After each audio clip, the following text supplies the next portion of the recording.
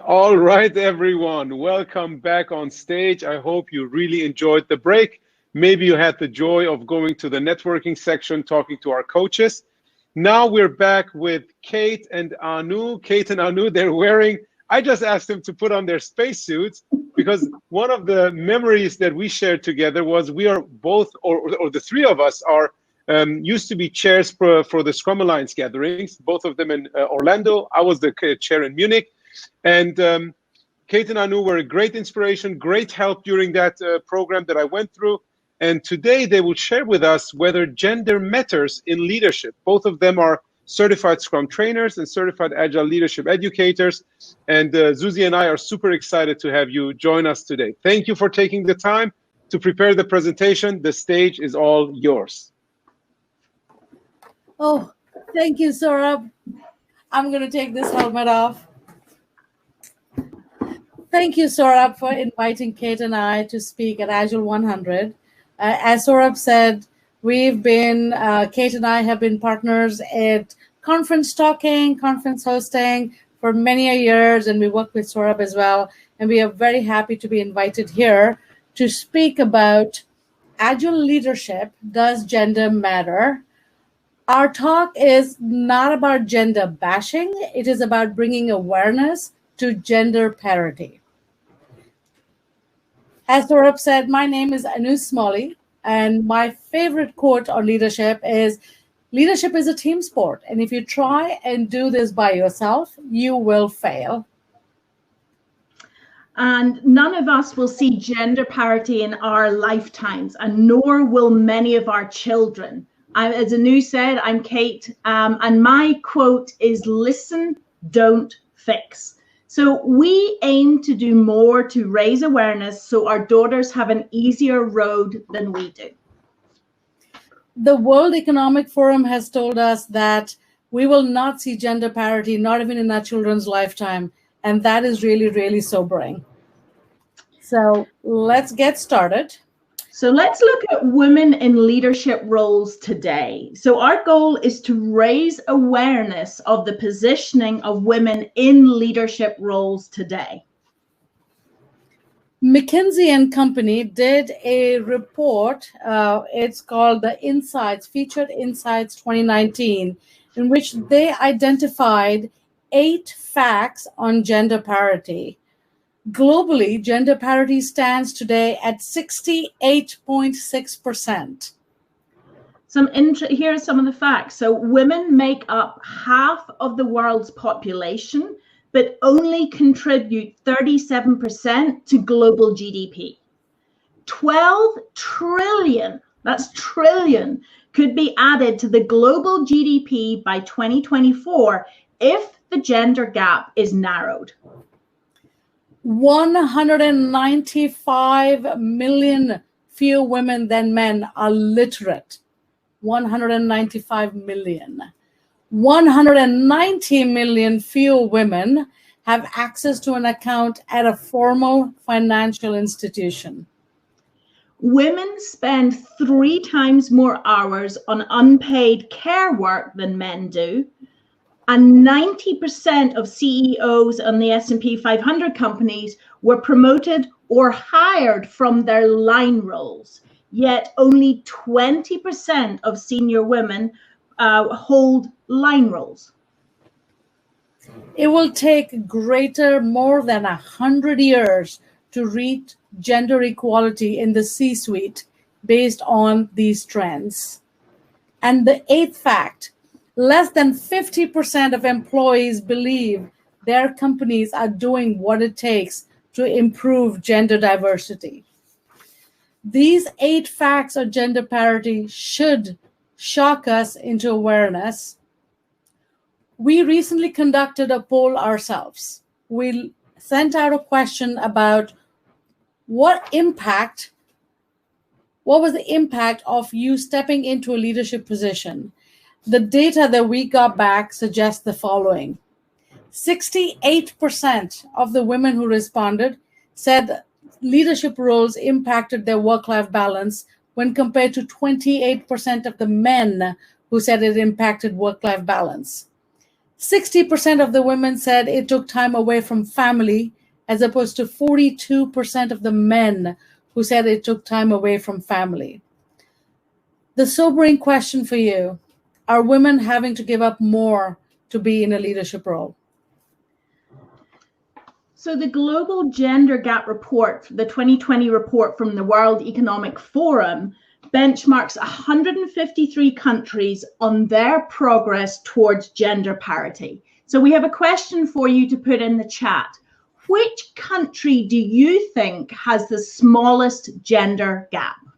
So take a minute and type in the chat window, which country do you think has the smallest gender gap?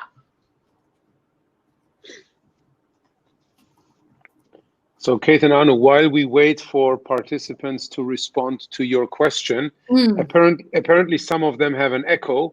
And would you mind, as none of you, I think, is wearing headphones, while the other person is speaking, mute yourselves within the Hopin app. Let's see. And now we're getting the first responses. Iceland, Sweden, Finland, Sweden. So only Nordic, as Peter Krause says, is really ways that just said Nordic countries. And then Bernadette says France, again, Iceland and Sweden. So mostly Nordic countries, other than one person saying France. So what's the answer? Okay, and the answer is, yes, it's our Nordic countries. It is Iceland. So Iceland has closed the gap the most, with almost 88% of the gap closed. So, but the representation, 1, 2, 3, 4, 5, 4. So if my geography is correct, the top 4 are indeed our Nordic countries. Wow. Isn't that amazing? What proper guesses everybody has made. We want to stay with the World Economic Forum data and take a look at some data on senior leadership roles. So here are the countries that have women as over 1/3 of their boards of directors. As you can see, France is leading with nearly 44% of their companies having attained at least 1/3 women in their boards of directors. And if we look at the next numbers, if we look at countries who have over 1/5 of their company's board of directors of women, then the Netherlands leads that with 29.5%. So generally speaking, Europe is doing great or better. Yeah, I don't think we see the US anywhere on those charts. Nope, not at all. So let's take another look at the growth. So as we said earlier, we acknowledge there's been some growth in gender parity around the world. So McKinsey & Company, in their data, they suggested that over the past 5 years, as you can see, there has been growth in women in senior leadership roles. But across every level, women still continue to be grossly underrepresented.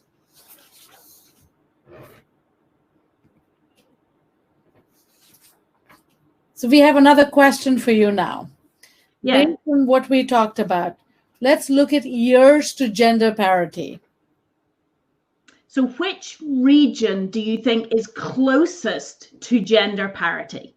We asked a slightly similar question, which one has the most gender clarity, but which region in years do you think is closest to gender parity?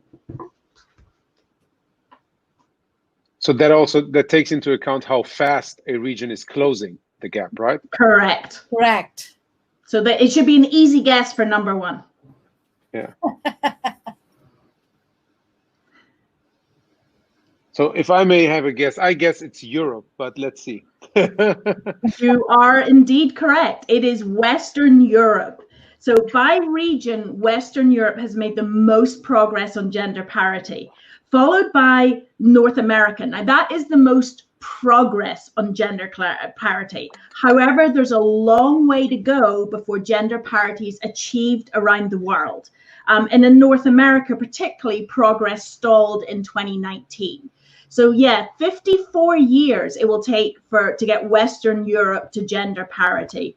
59 years in Latin America and the Caribbean, 71.5 in South Asia, 95 in Sub-Saharan Africa, 107 in Eastern Europe and Central Asia, 140 in the Middle East and North America, and the scariest number for those of us based in North America, 151 years for North America to reach gender parity, and then 163 for East Asia and the Pacific.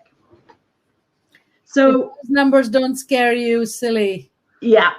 So we've all heard of something called the glass ceiling. So it's a term introduced more than 40 years ago, and it refers to this invisible systemic barrier that prevents women from rising to senior leadership. Over the past 5 years, the number of women in the C-suite has gone from 17 to 21%. So perhaps the glass ceiling is beginning to crack a bit. But contrary to popular belief, the glass ceiling is not the biggest obstacle to women's progression. So let's see, what is the biggest hurdle? The biggest hurdle is something called the broken rung. This is the first step up to the manager level. So promoting women to a team manager level. This is first step into managerial positions. So one more question for you guys, right?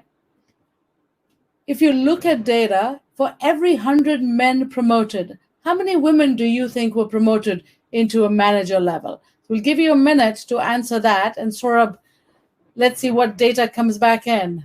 So for every 100 men promoted, how many women were promoted into manager levels? Yeah, I feel like a talk show host. And where do you work? And I might guess again myself. I would say for every 100 men, I think it's like about 50. Okay, so Saurabh is getting 50. Let's see what the other others are saying way less. So we have some person saying 1, then we have 5, 3, less than 20. A lot of people saying something around 10 to 20. So I was very optimistic with my 50. Let's see if I'm wrong, if I'm right. So all of you are actually quite going in the wrong direction. The data is decent. The data says for every 100 men promoted, 72 women are promoted. So that sounds like it's good, right? But here's the thing. If women were promoted at the same rate as men, we would have 1 million more women in management roles. And this is just in corporate America, right? In the next 5 years. Right now, we're at 72. And this is because of the work that has been done over the last 5 years. 5 years ago, the data was exactly where you all were thinking it was, close to about 20 to 30%. So now it's at every 100 men, 72 women are promoted. Fixing this broken rung is the key to achieving gender parity around the world.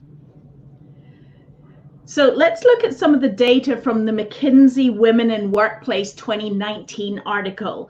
They suggest there are 5 different steps companies can take to fix their broken rung and ultimately their pipeline coming into leadership. So the first one I want to talk about is setting a goal to get more women into this first level of management. So setting a goal to try and impact this broken rung.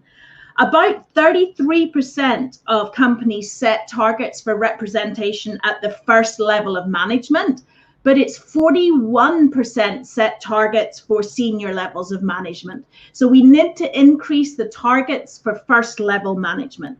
So given how important it is to set and publicize and increase women in first level of management, this is one of the key things that we can suggest our organizations do.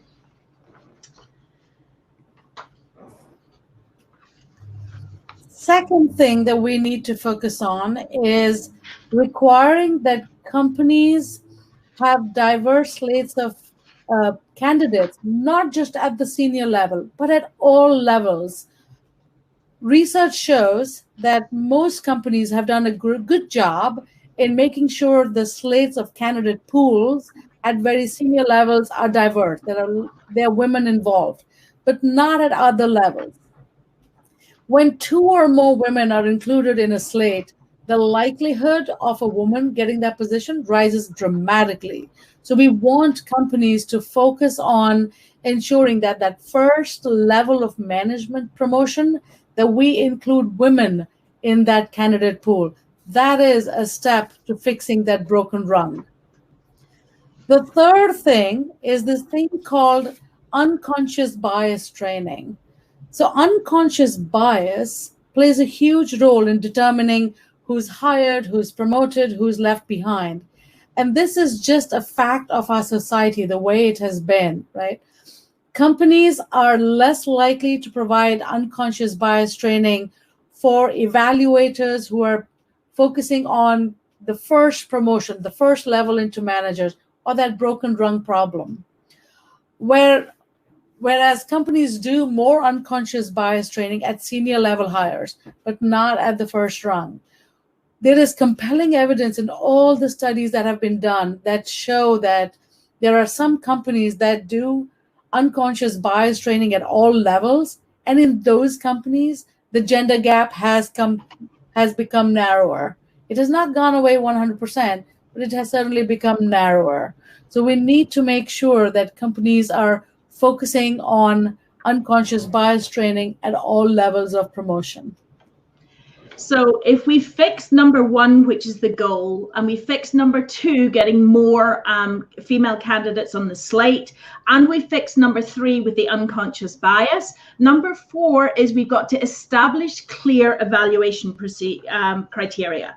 We've got to make sure the right processes are in place to prevent bias from creeping back in to the hiring and the review process. So we've got to establish clear evaluation criteria. Companies need evaluations, safeguards to put in place in order to encourage fair, unbiased evaluations. Without exception, candidates for the same role should be evaluated using the same criteria. Mm-hmm. And then number five looks at putting more women in line for the step up to manager. How can we continue to work on getting more people in? So it's critical that we get women the experience that they need for management roles. So as opportunities arise, they're available and qualified to take the roles. These building blocks to make this happen, they're not new. We've got leadership training, we've got sponsorship, we've got high profile assignments, but many companies need to provide them with a renewed sense of urgency. So let's take a quick look at this again. So number one was setting goals for more women at first level management. Two was requiring diverse slate or pools of candidates for hiring and promotions. Three was unconscious bias training for all evaluators. Four, establishing clear evaluation criteria. And five, putting more women in line. So what will you do to help reduce the gender gap? What can you do? What are you willing to do to help increase gender parity? We would like you to take a minute to think about the sobering data that we have shown you and the sobering facts that surround us, and type in the chat box, what will you do? How will you increase awareness of the gender gap? What will you do to help increase gender parity? Take a moment and help us collect some more data about what we can do collectively in the chat window, please. And our game show host will read out some data. Happy to do that. I mean, and this is not only data, right? This is also some kind of what are we willing to commit to? Yeah. So when you and I, Anu, became CSTs in 2015 in Prague, we had that discussion about how can we get more minorities into this group? How can we create more diversity? And we actually got to some commitments. One of them were mentoring more women on their journey to become certified Scrum trainers. So see what other people say. As a woman, support other women. Yes. Mm-hmm. Be a steadfast ally. Mentor younger women in my workplace. Yeah, so Saurabh, I'm happy to report that at present, I am mentoring 9 people in their CST journeys, and only 2 of them are men. the remainder of the Yeah. seminar. And you only have them in there to say that you also support men. So let's see what other people. That too, and those two men are good friends, and I think they'll be awesome trainers. Yeah. So let's see what other people are saying. Mentor younger women in my workplace. I'd be willing to share my salary information with my women colleagues so that they can use that for their negotiation. And I think this is one of the biggest gaps that I see. So whenever I talk to my wife and she goes into salary negotiations, I always have to encourage her to go higher. She's never like, oh, do you really think I should do it? Like, yes, you should. Every man would do this. And this might be one of the best ways to close that gap. So let's see what we have. Bring these talks to companies to raise awareness, women supporting women, have respect to all people and have respect to competency. So a lot of these things, they're great. Women trainings on men called occupancy and positions, for example, in science and information systems. Yes. Right. It's pretty good. Yeah. So handing over back to you. Yes. And I will say when that response about the salary thing came up, my daughter, who's sitting here in the room listening, her reaction was this. Yeah. So you have the younger generation thanking you for providing that as an option. All right, so let's keep going on this. So changing the numbers is not simply enough. We've got to do more than that. And one of the ways we can do that is by investing and creating a strong culture. So there are 3 foundational elements from the Lean In and McKinsey report that we think we should be focusing on. So one is equal opportunities and fairness. So we've talked about that a bit already. One is work-life flexibility. And it's interesting that it does not say balance. It's more about the flexibility. And then number 3 is a safe, respectful workplace. So 3 things that companies need to do to help influence the culture so that we get more women coming in at that first rung of management in order to see that percolate through the organization. So we want to now shift you just a little bit to look at leadership capabilities. So what are some leadership capabilities?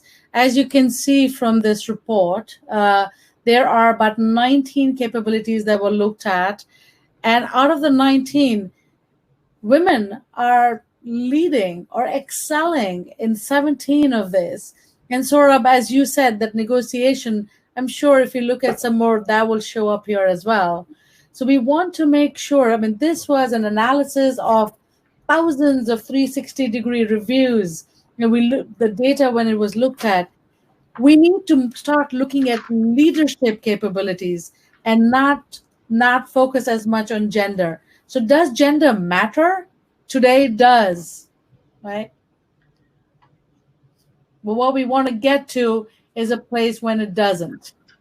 So yes, it does matter at the moment, but there's Sheryl Sandberg quote, she's the COO of Facebook, in the future, there will be no female leaders. There will be just leaders. So today it does matter because in order to get the strongest leadership team in, we need to focus on the skills and not on the gender. But hopefully we will begin to transition to a world where we don't need to talk about female leaders. There will just be strong leadership teams where we have parity. So we want to kind of close out this session with an image of a strong leader. Now, in the last year, we've had a lot of things happen in our world.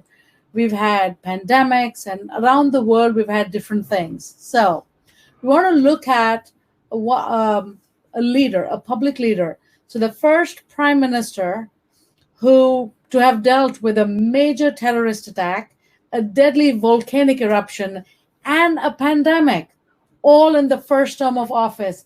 And she did this while holding a baby.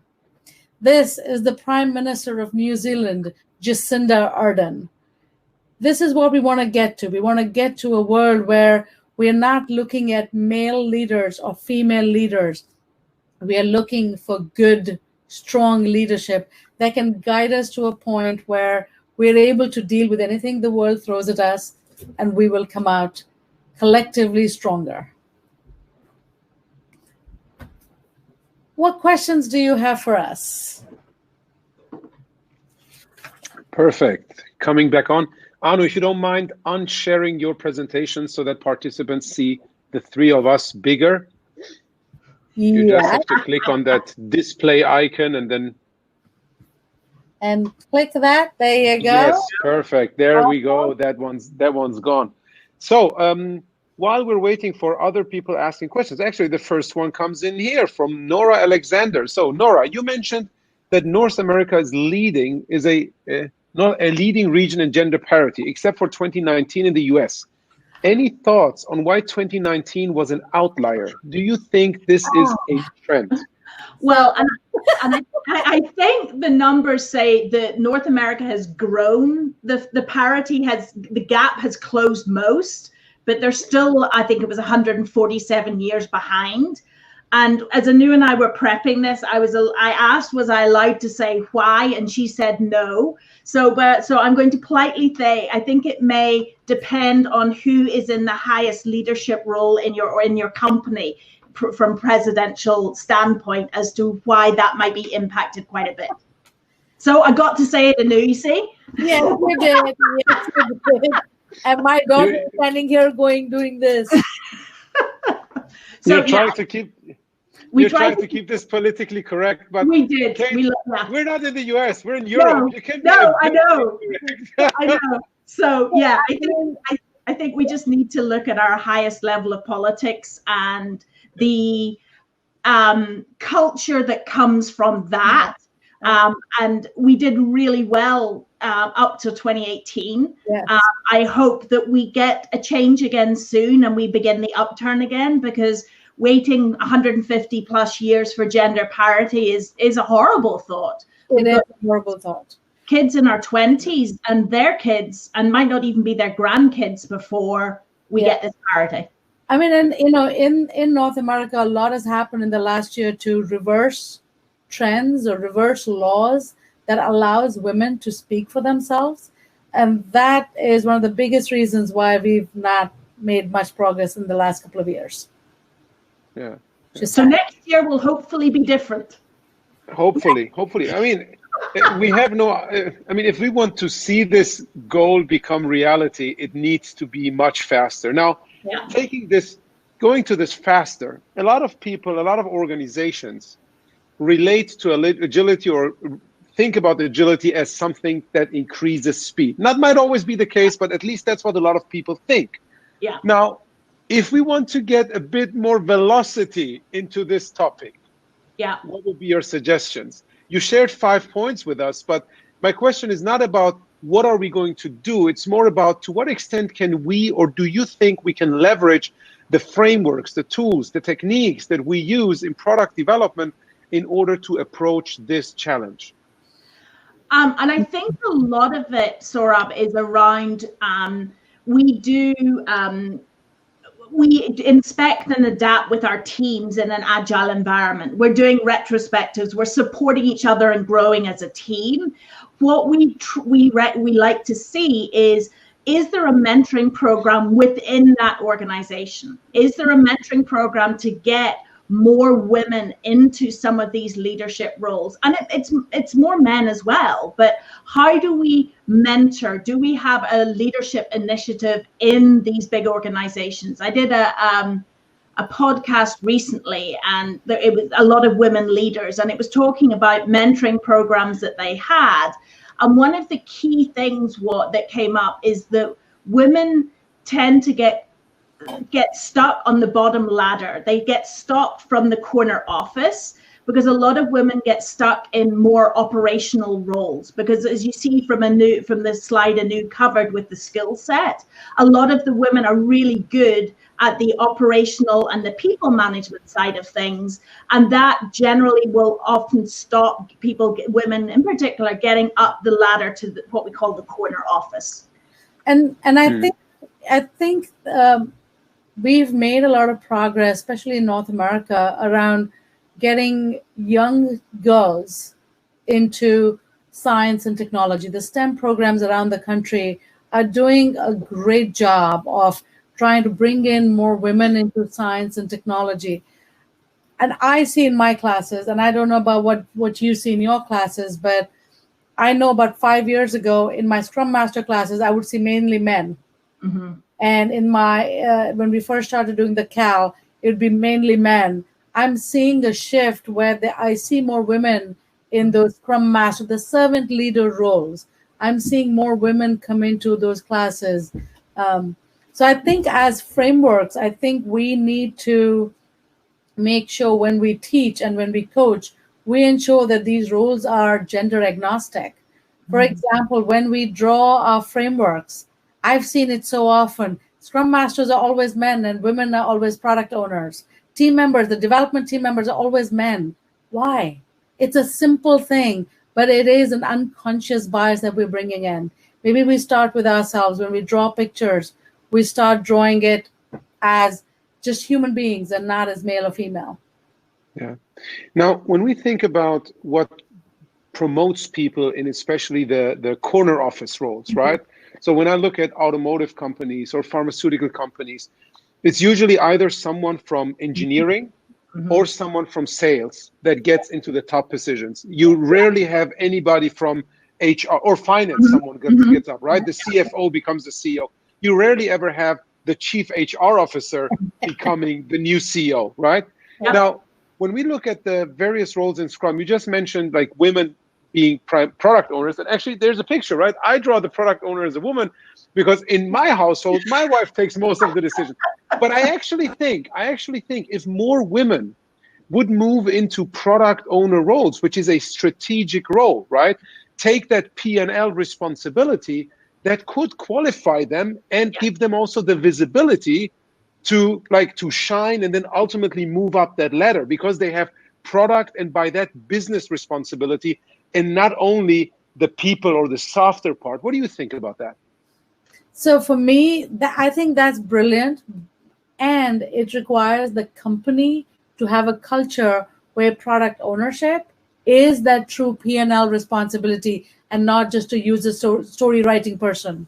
Yeah. What I've also seen is women who are in product owner roles, I often ask them, I said, so what is your role? So we write stories and I help my team.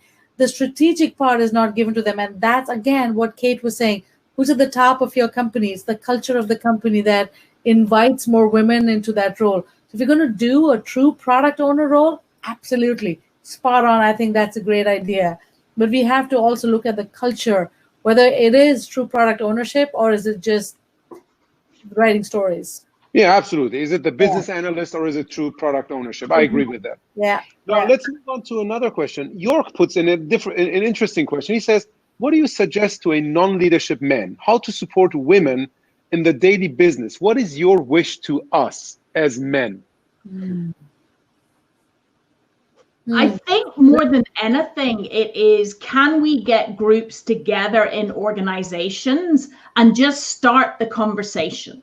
Because I think a lot of women are uncomfortable starting the conversation because it cannot be seen as bashing men. We're looking for equality. So I think it is women articulating to men what the problem is and getting input from them on how to fix it. Because we will only fix this when men and women and people who are non-binary, when we all work on it together. It's not going to be fixed by one person. So I think the largest thing, York, that we can do is open the conversation and how can we start growing leaders regardless of their background. And I would just add on one thing to that.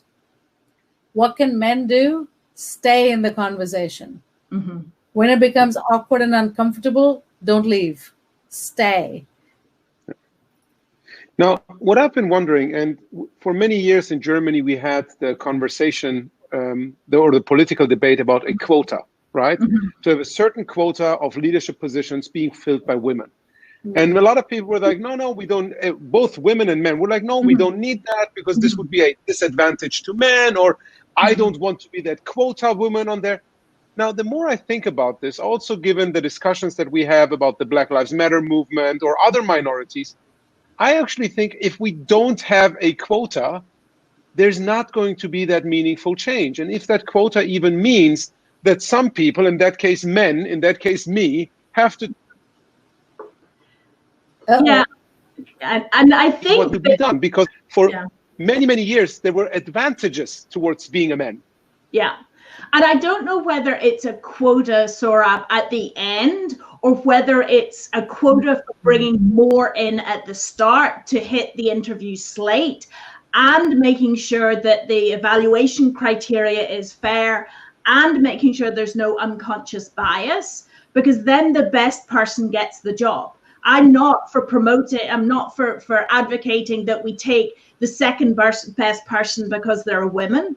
I'm just asking that it's fair. And if we have a quota set for the number on the slate, and then we do the 5 things around the unbiased training and the criteria of the fair evaluation, then I think we will begin to see more women, more Black women, more minorities come through at that level without having to set a quota at the hiring level. Yeah. I agree. I think, and being a minority, not just a woman of color, when we say quota, I suddenly feel like I don't need you to do me a favor to promote me. I want you to give me a fair shot. Mm-hmm. That's it, right? Because I can stand on my capabilities. I know I can. I can compete with people, but I need an opportunity to be in the game. Don't make the race shorter for me. Mm-hmm. I can run as fast as you can. And here's what my daughter just wrote something down. And she said, quota makes it seem like they're only hiring women to protect the company's image. Good point, Jill. Now, the thing is, I think I struggle with that idea. I'm not saying that there should be a quota, right? For many years, I was like, no, this makes no sense, right? They don't need any support. They're good enough. Now, I think if once you have that kind of metric, maybe not a policy, rather a metric.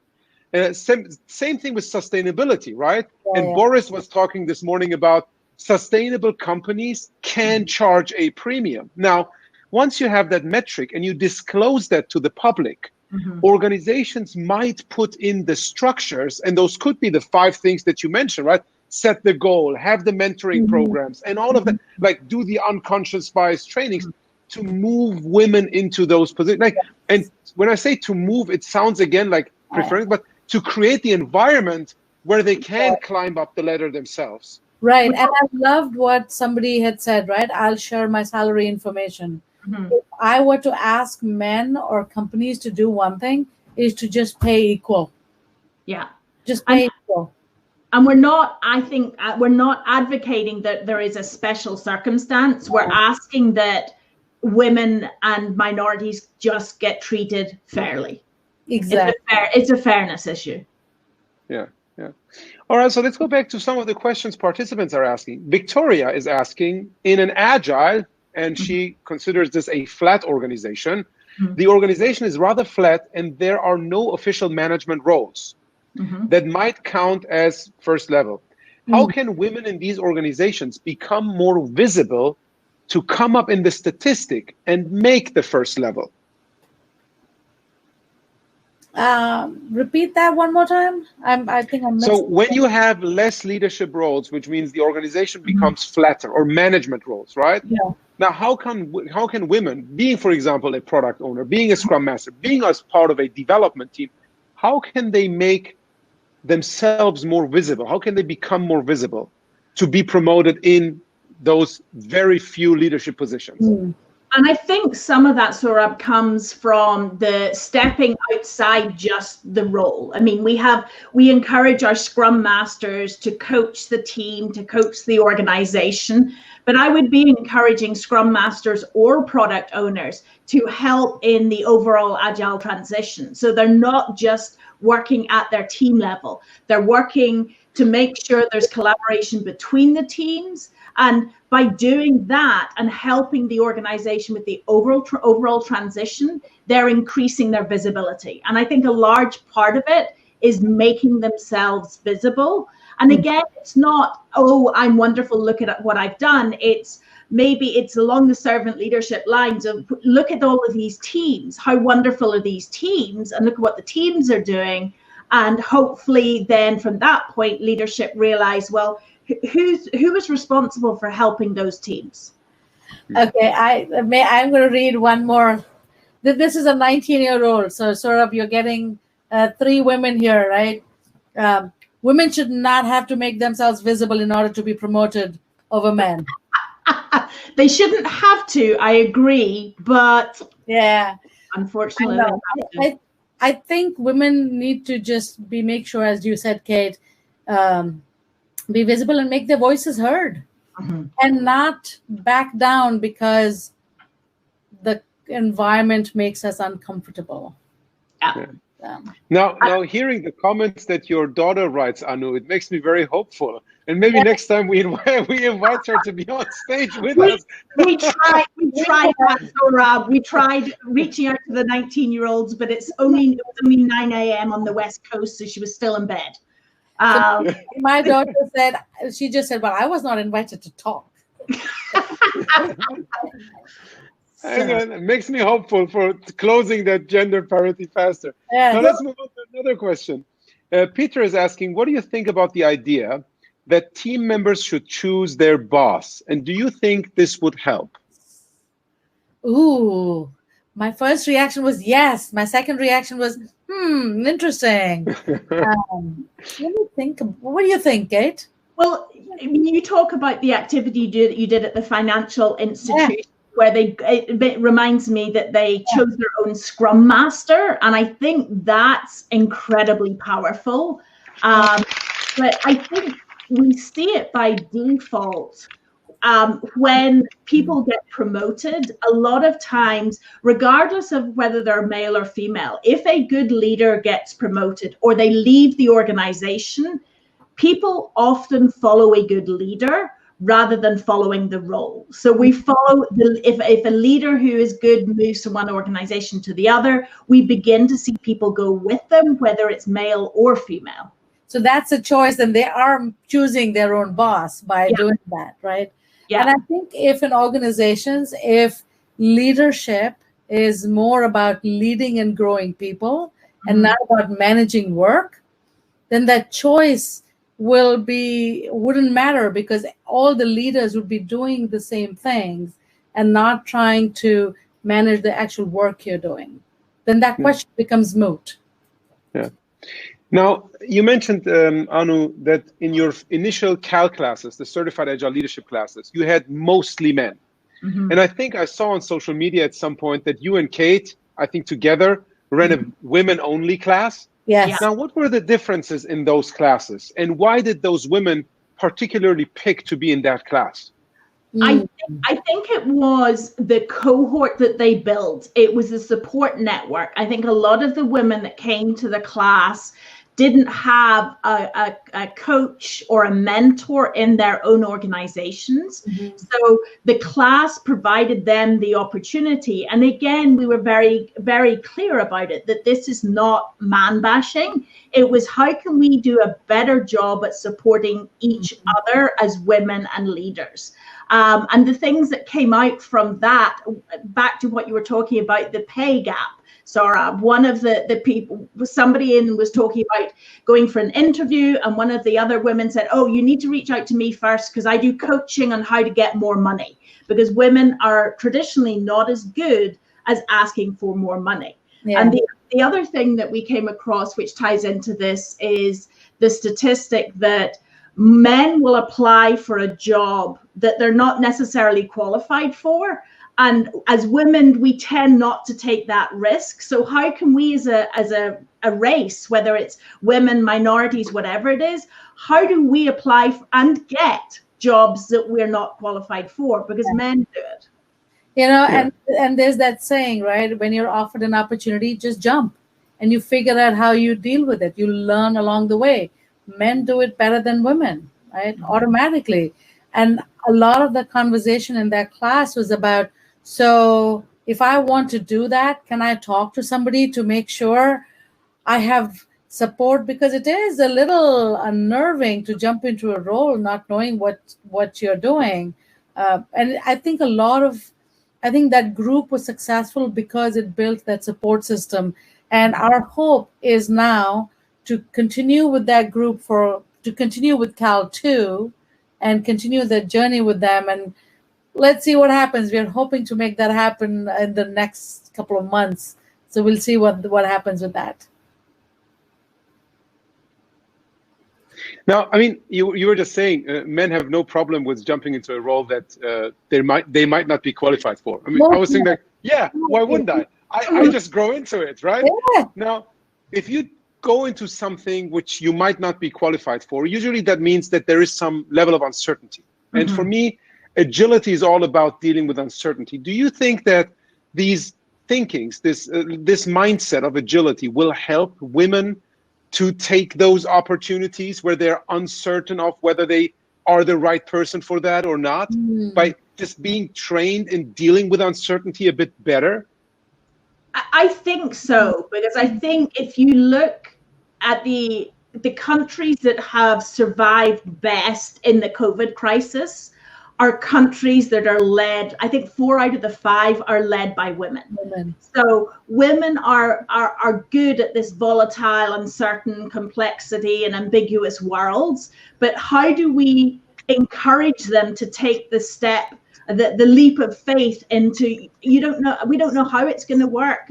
But women, in some cases, are often more collaborative and involve others. And that is what we need in a particularly volatile environment. So I think we're beginning to see the change come. Yeah. And as you said, Kate, women are good at the VUCA world. We are good at that because traditionally we've handled households, kids and jobs. And we handled 10 things. And we managed not to kill anybody, right? Yeah. Everybody grows up, we do a good job. So we are used to doing this. And now as we recognize that we can do this, not just inside the house, we can do it out there. As Kate said, 4 out of 5 countries are led by women who've done great at the COVID-19. We can do this. We just need to show these women a mirror to say, you got this. And when you step into this VUCA position, we are behind you. We got you. We will support you. We will make sure. And that reminds me about something that was said at home a couple of years ago. And one of the girls needed something. And I'm sort of, okay, well, can you ask your dad? The answer was no, because you're the one that can make everything work. You're the one that fixes everything. So how do we help women understand that the skills that they inherently do with their families are incredibly valuable in leadership? In leadership roles, yes. Mm-hmm. Yeah. So you emphasized on the point of networks a lot. And I think this is super important also when we think about other minorities, right? Yeah. If we think about people of color, Black people, if you think about like immigrants and refugees that come to different countries, it's all about building that network. And that usually takes a few generations. You need to settle in, and then you need to build that network over time. I've experienced this myself being a refugee in Germany. Now, is there a way, or that you think that the more connected world, right, during Corona, everything became more digital, more connected. Do you have hope that this will result in a faster pace of change? I do, because if you look at before, we would have had to travel for this type of event. And you've hosted this event and it's available to everyone worldwide. So we're now sharing ideas, which we've not been able to do in the past. With the transition to everything being online, information is more readily available. We can continue to grow, share ideas, and support each other globally, which means that the countries that are doing it particularly well, like the Western European and the Nordic countries, we can learn from them, and we can learn real time without having to wait 6 or 8 months to go to a conference. Right.